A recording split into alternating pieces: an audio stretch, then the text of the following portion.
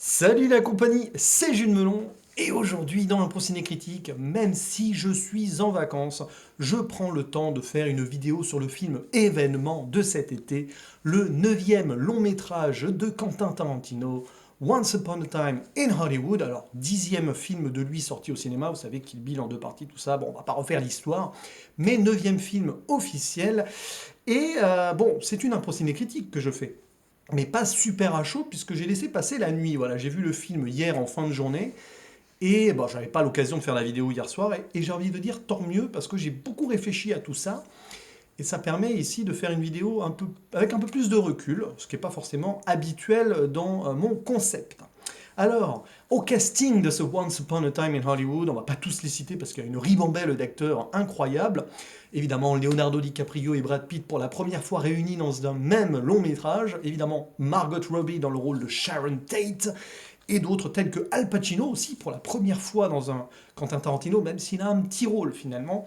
Luc Perry évidemment avant son décès, donc c'est son dernier rôle au cinéma. Et on peut en citer d'autres comme ça, telles que la fille d'Andy McDowell, ouais, qui joue l'une des membres de la famille Manson, qui s'appelle Pussycat, je crois. Il y a d'autres filles d'eux dans le film, c'est drôle. Il y a Maya Hawke, la fille du Maturman et d'Ethan Hawke, et aussi la fille de Bruce Willis. Voilà, donc c'est assez amusant quand on y pense. Et bien, voilà, bien d'autres acteurs. Voilà, j'ai une liste sous les yeux d'acteurs. Emile Hirsch aussi, qui a un rôle assez important dans ce métrage-là. Voilà, je triche pas, j'ai juste un petit téléphone, même si j'ai pris beaucoup de notes hier pour remettre mes idées en place, je ne vais pas les lire, c'est un pro ciné critique.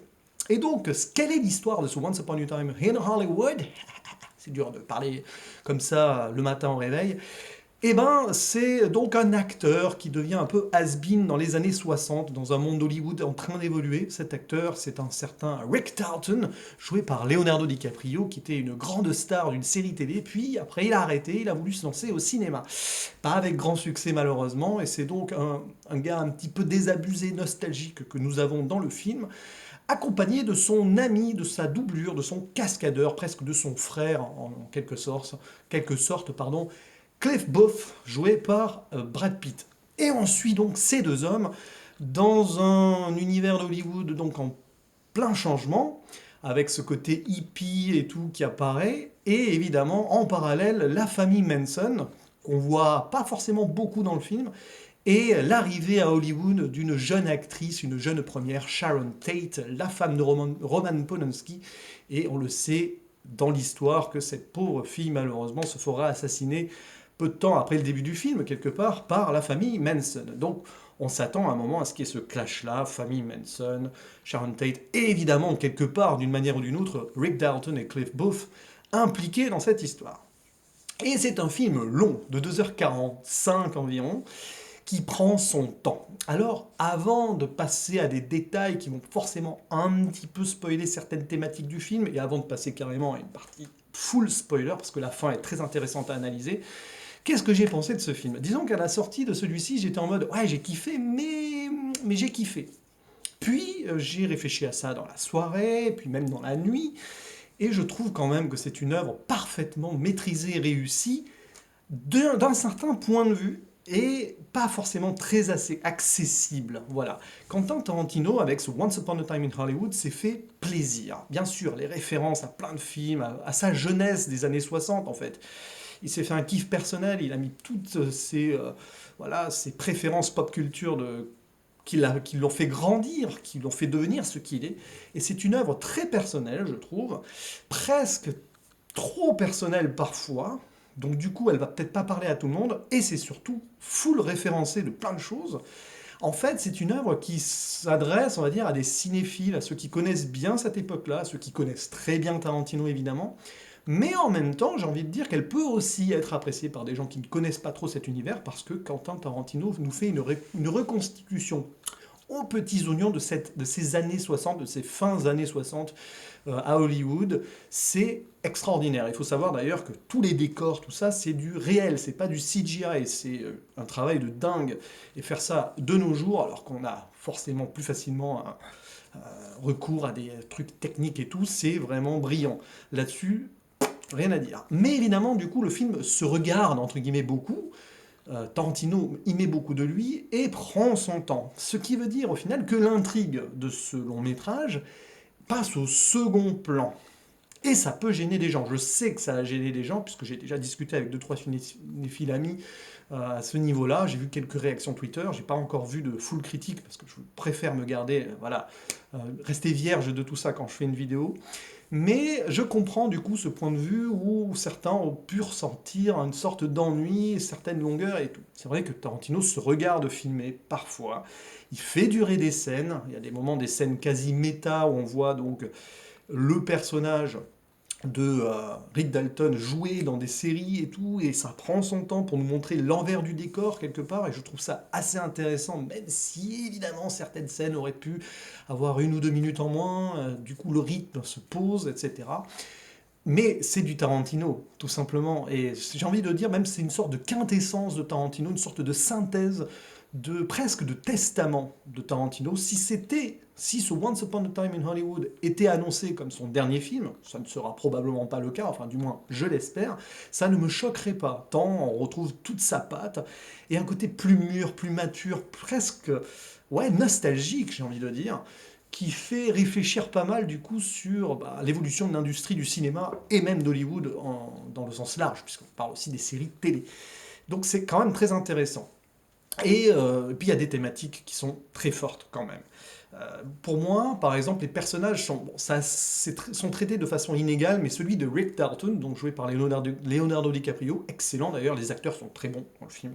Leonardo DiCaprio au top, Brad Pitt, il a aussi vraiment un vrai charisme et une vraie présence dans ce rôle un peu badass quelque part, même si on le voit pas trop badass, mais quand même, de Cliff Booth au cascadeur. Bref, le personnage de Rick Dalton, c'est la quintessence tarantinesque quelque part, et je pense que l'ami Quentin a mis beaucoup de lui dans ce personnage-là.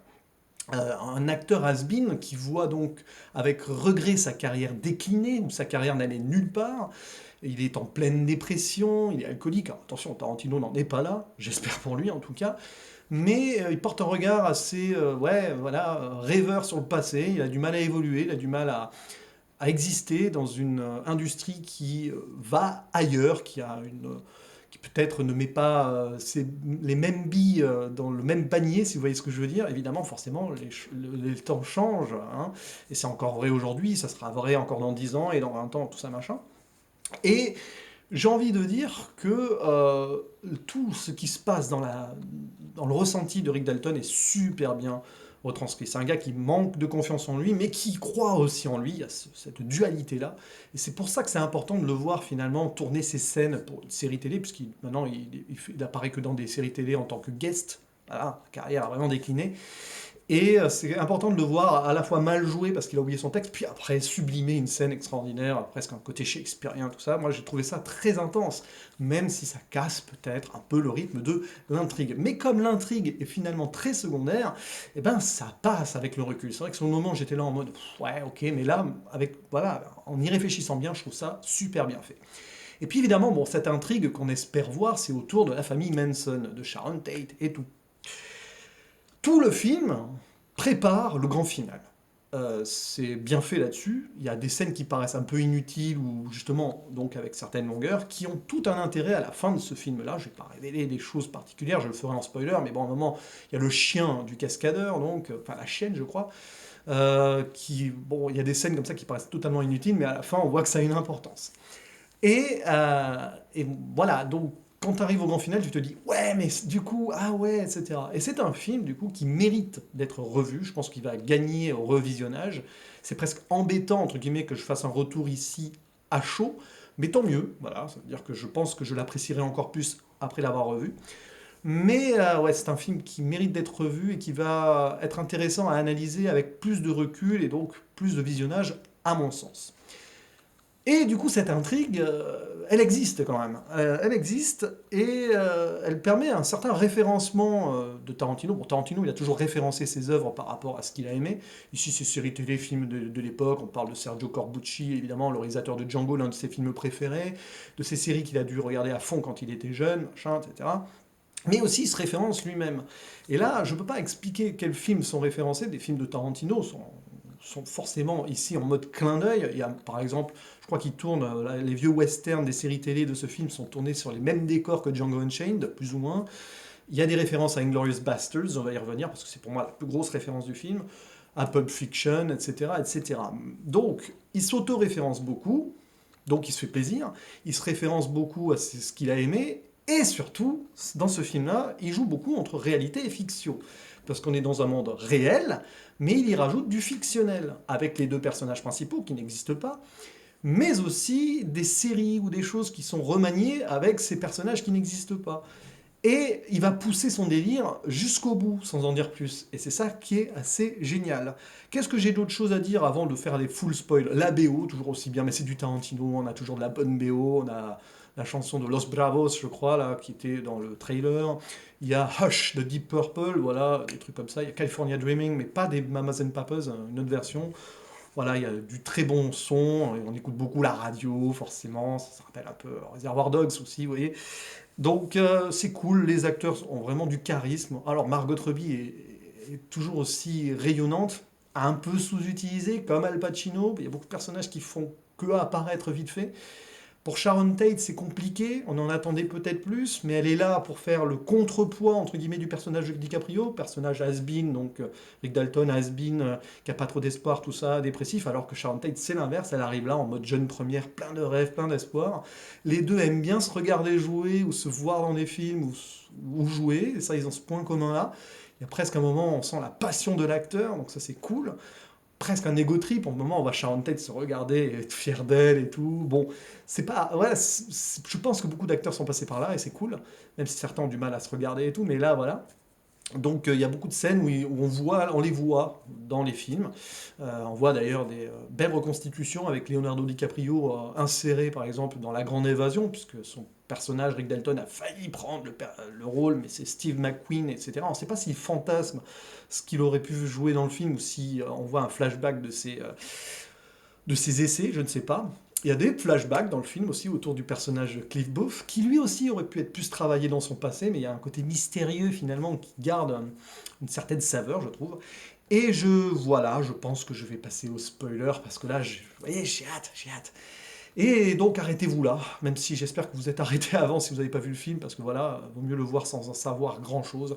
Et là, je vais spoiler, parce que la fin, il y a un petit twist quand même, mais je l'ai senti venir. Donc je vais expliquer pourquoi. Spoiler donc. La fin, et je parlais d'Inglorious Bastards, tout ça, tout à l'heure. Eh ben, il nous refait, Tarantino, le coup de l'Uchronie de Inglorious Bastards. Alors, qu'est-ce qu'une Uchronie? C'est par exemple quelque chose qu'on connaît dans l'histoire, mais dont on change la finalité. Dans Inglorious Bastards, Hitler n'est pas mort dans son bunker et tout, il a été tué dans ce cinéma français par Mademoiselle Mimieux et compagnie. Et ben dans Inglorious Bastards, et je l'ai vu venir, et limite je l'espérais, voilà. Et ben Sharon Tate n'est pas assassinée, enfin Sharon Tate et ses amis ne sont pas assassinés par la famille Manson, puisque toute la fin du film, évidemment, c'est là où on voit donc les membres de la famille Manson en mode satanique, machin, dans le soir, machin. D'ailleurs, c'est très creepy, très gore comme finale. Ils arrivent, mais évidemment, Cliff Booth et Rick Dalton, qui n'existent pas dans la réalité, sont là dans cette fiction pour empêcher et réécrire l'histoire quelque part. Et donc, grâce au chien aussi, d'où l'importance du chien ou de la chienne, je sais pas, je pense que c'est une chienne, hein, c'est à la fois drôle, gore et horrifique à la fin.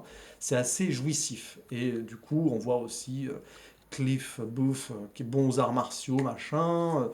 En plus, voilà, alors, tout ce qui est référencé dans le film, le chien, la cigarette d'acide, tout ça, il y a plein de trucs.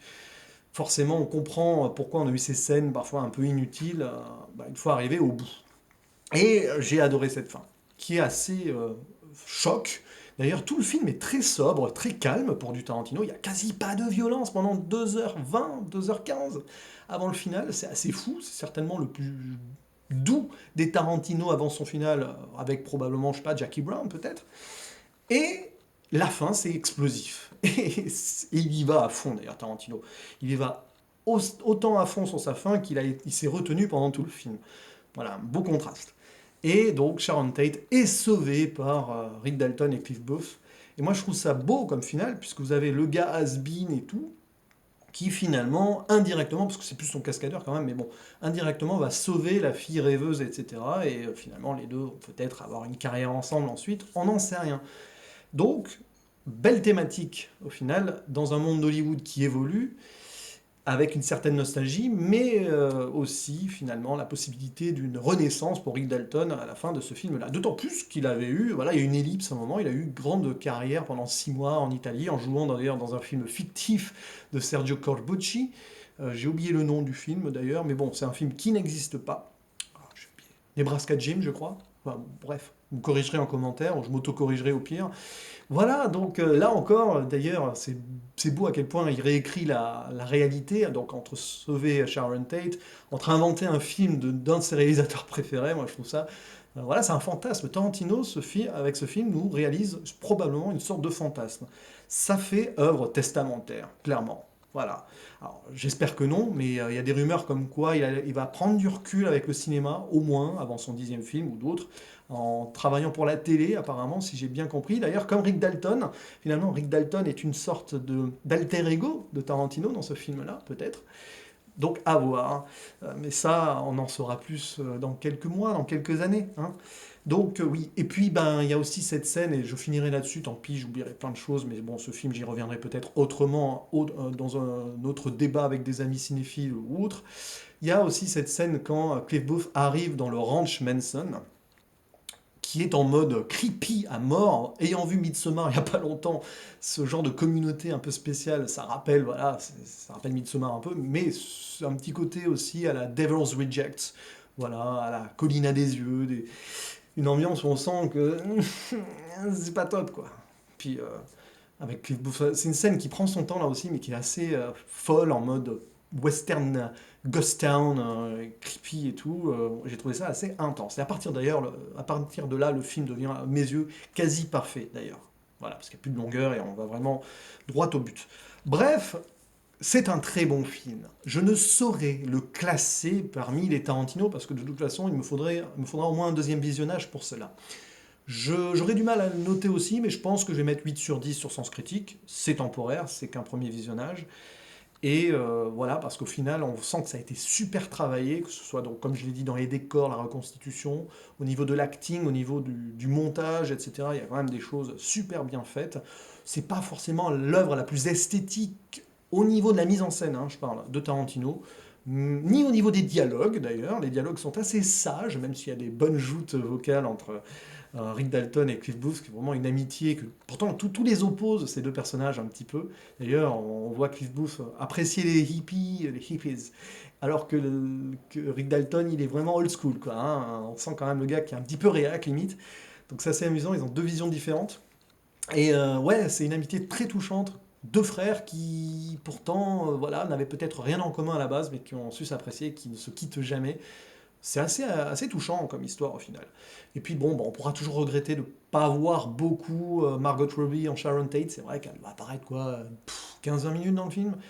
Charles Manson, son personnage apparaît 1 minute, 2 minutes. Voilà. D'ailleurs, il est joué par un acteur qui va jouer Charles Manson dans la série Mindhunter. Là, donc c'est vraiment un univers. Quoi. À la limite, si Tarantino se met à produire la saison 3 de Mindhunter, après, ça serait pas illogique. Bref, voilà, il y a forcément des choses qui pourraient être...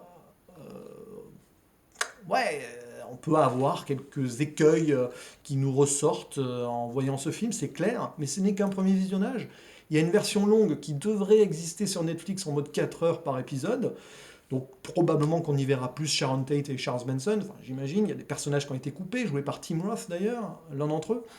Voilà, donc c'est cool, mais c'est un film, c'est une fresque ce film, c'est un vrai travail de reconstitution, un vrai travail nostalgique d'un Tarantino qui peut-être ouais, a toujours eu cette nostalgie d'un certain cinéma.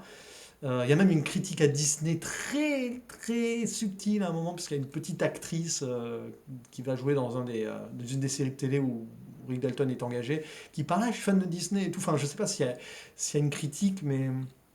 Ça m'a fait marrer sur le moment, vu l'état entre guillemets de l'industrie cinématographique actuellement. Je suis pas sûr que Tarantino se reconnaisse beaucoup dans la domination de Disney au box-office, par exemple. Bref, peu importe, ce Once Upon a Time in Hollywood est très riche, il ne va pas plaire à tout le monde, il ne plaît pas à tout le monde, certains l'érigent en chef-d'œuvre, d'autres sont déçus. Moi, je suis au milieu, mais plus vers le haut quand même, au final, avec plus de recul.